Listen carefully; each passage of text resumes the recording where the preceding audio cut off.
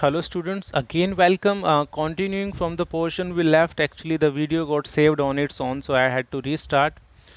So he got caught into the middle of a confusing forest that he had got into. He tried to be sure to walk in a definite direction, but the paths twisted back and forth so strange. So he was caught in a maze. He was caught in a labyrinth. Both the words I typed. He walked and walked without coming to the end of the wood. And finally he realized that he had only been walking around in the same part of the forest. And all at once he recalled his thoughts about the world. Now his philosophy, the line of thought he had fallen into, came back to him, and he realized that he had become the victim of the world's rat trap. He had just got himself trapped into that. So he just thought about the world and the rat trap. Now he thought about the metaphor he had devised in his mind. Now his own turn had come. He had let himself be fooled by a bait. That 30 kroner pouch acted as a bait in his case and had been caught. The whole forest, with its trunks and branches, its thickets, bushes, and fallen pieces of wood, closed in upon him. That whole forest, like a rat trap, closes in on the rats. The whole forest was a rat trap, big rat trap that closed in upon him like an impenetrable prison. It became a prison that could not be penetrated, that could not be broken out, that could not be pierced into. Coming out was difficult. Fine, impenetrable, that cannot be penetrated. Coming out is difficult from that, from which he could never escape. Escaping is difficult out of an impenetrable prison. Moving on. It was late in December. Darkness was already descending over the forest. So evening dawned in. Darkness was descending over the forest in the month of December. In winters, it happens earlier in comparison to summers. This increased the danger. He was caught in the impenetrable prison of the forest. There could be any danger to his life because of wild animals or other things as well, and increased also his gloom and despair. Hence, this critical situation increased his gloom, his sadness and disappointment, dejection, despair. Finally, he saw no way out. So he surrendered. He thought that it was no use trying coming out. He sank down on the ground. He desperately, he just sat on the ground. Sank down means to extremely tired, and surrendered himself. Tired to that. He was so tired, as if a dead body is. He couldn't move. Thinking that his last moment had come, he accepted the situation. He surrendered. He thought the last moment had dawned in his life. But just as he laid his head on the ground in despair, he heard a sound. It was a hard, regular thumping. It was the sound of something hitting hard against something. That is thumping.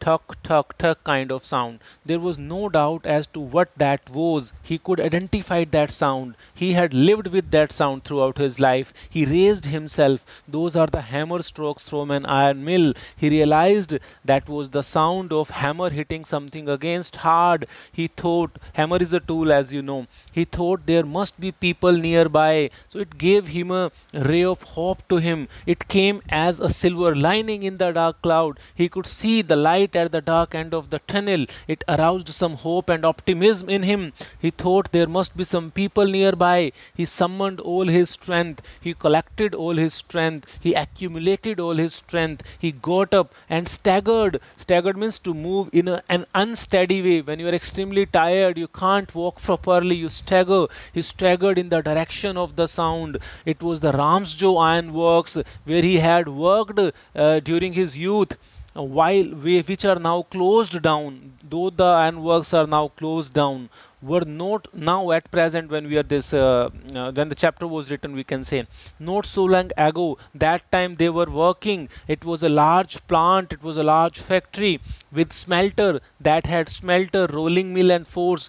These are some parts of an iron mill. Smelter is a place where iron is melted. Rolling, it's rolled into shape, and forge where which contains the what do we say, furnace to heat the iron. In the summer time, long lines of heavily. So what kind of atmosphere used to be there in Ramsjo Iron Works in summers and winters? That is being first mentioned to us. Then the story will continue.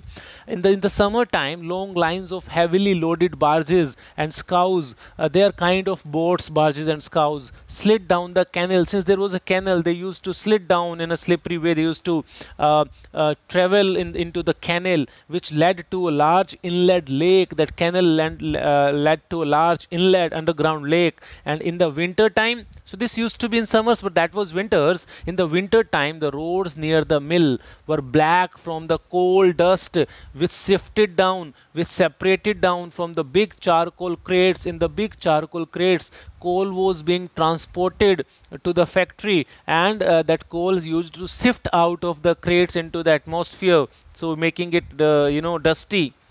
During one of the long dark evenings just before Christmas, so that was the day just before Christmas, the master smith means the head of the blacksmiths in the factory, and his helper, his apprentice, sat in the dark forge.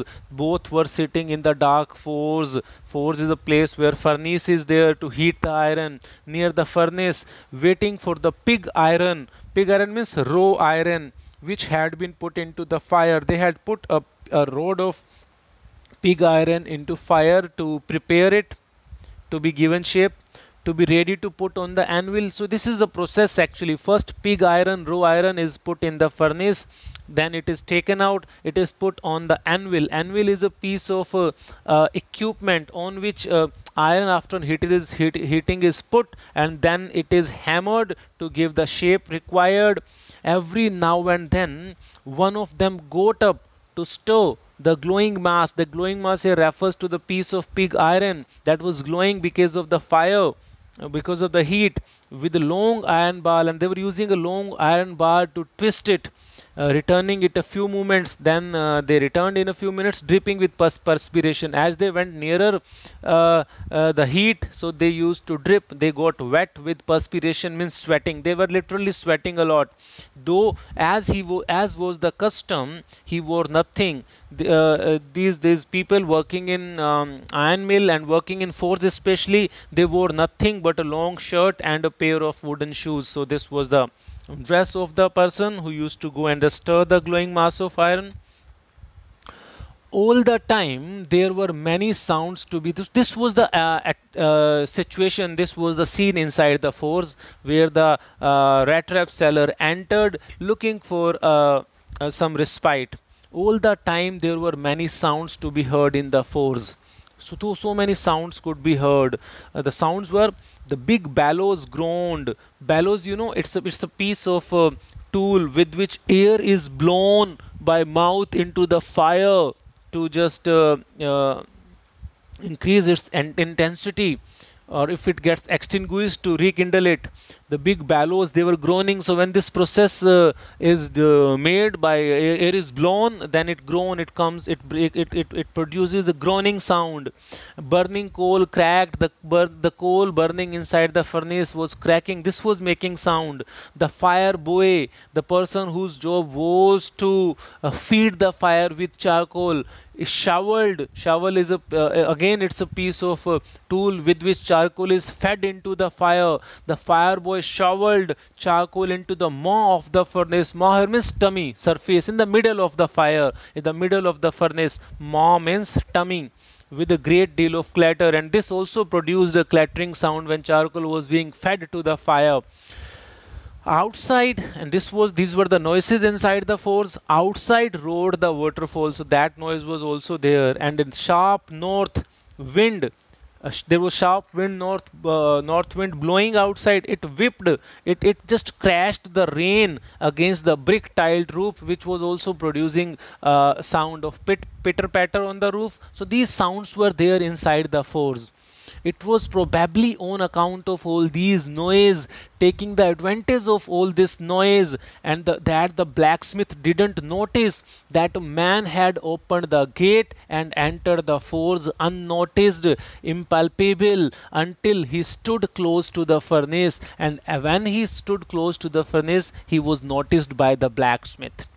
Surely It was nothing unusual for the poor vagabonds without any better shelter for the night to be attracted to the forge by the glow of light which escaped through the sooty panes and to come into the warm themselves in front of the fire.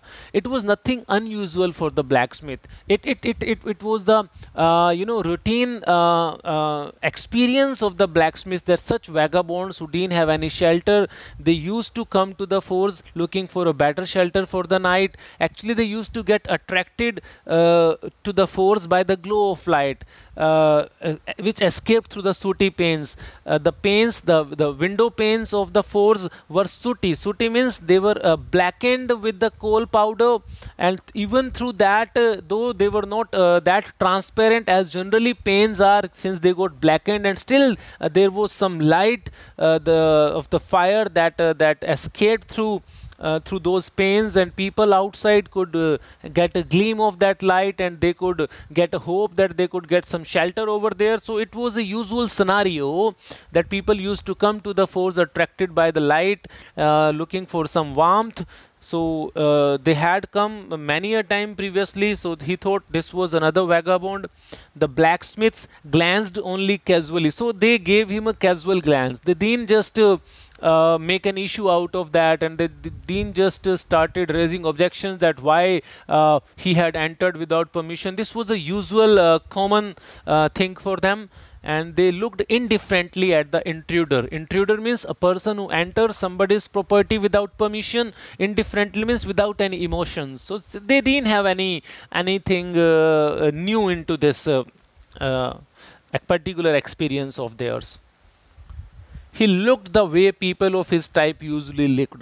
Rat trap seller looked the way the people of such types, the vagabonds. He had the appearance of a perfect vagabond without shelter, people moving, with long beard he had, dirty he looked, ragged, wearing, torn, worn out clothes, and with a bunch of rat traps. He had a bunch of rat traps hanging on his chest, which he used to sell, moving from one place to the other. So the appearance was also suggestive to his being vagabond. So the blacksmith and his apprentice ignored and gave him an indifferent look. He asked permission to stay, and the blacksmith nodded a haughty consent. The blacksmith nodded a haughty consent means he just nodded his head in yes, and this was a haughty consent. Haughty means this consent, this permission indicated his arrogance. A beggar comes to you and asks the beggar comes to a shop and asks, can he have a glass of water from the pot placed there, and shopkeeper says, ha, le. Have it. Without just there comes a kind of irritation towards such people into the heart of so-called civilized people. So that superiority complex perhaps was the responsible for the haughty consent. Without honoring him with a single word, without using a single word to say yes please, or you can have it, or you can be here. No. He just nodded with his head, and it resembled that he was somewhat annoyed and irritated because of his appearance or whatsoever his superiority complex. Fine. The tramp didn't say anything. The peddler, tramp, vagabond are the words being used for the rat trap seller.